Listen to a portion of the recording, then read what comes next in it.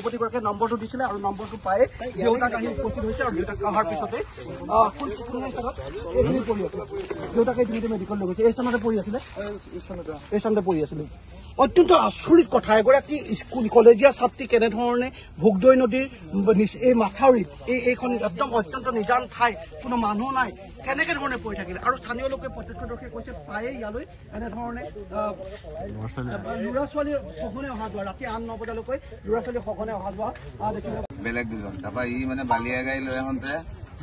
ইয়াৰ লগত বেলেগ মানুহ এজন দিছয়নগৰত পেলাবলৈ সি বাপেকৰ নম্বৰটো চিনি পাই বাপেকলৈ ফোন কৰি দিলে আমুক ছোৱালীজনী পৰি আছে বুলি বাকী আমি তাৰ বাহিৰে একো নাজানো সেইটোৱে কথা প্ৰথম কোনে দেখিছিলে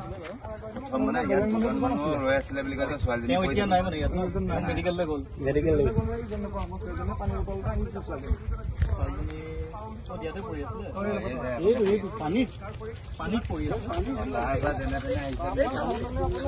যুৱতীগৰাকী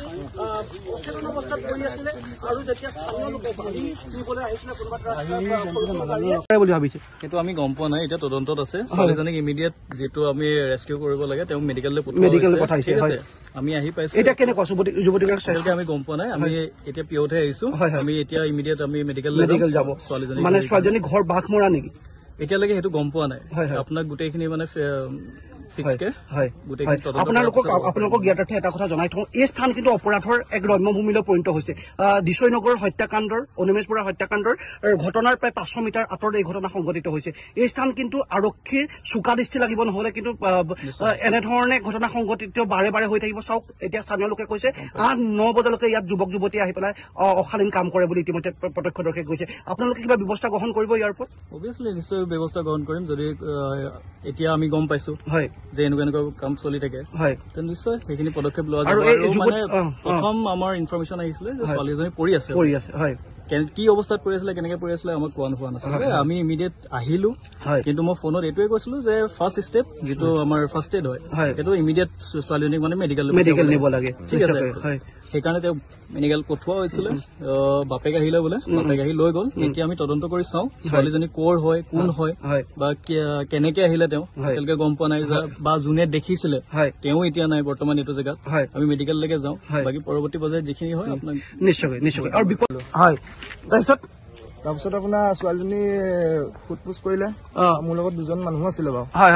মই বালি পেলাবলৈ গৈছিলো মানুহজনৰ ভাগৰ নম্বৰটো ললে ফোন কৰিলে ফোন কৰাৰ পিছত ঘৰৰ মানুহ আহিলে ঘৰৰ মানুহে তাৰপিছত তেওঁ উদ্ধাৰ কৰিলে নে গম নাপাওঁ মই আপোনাৰ মেডিকেললৈ লৈ গৈছে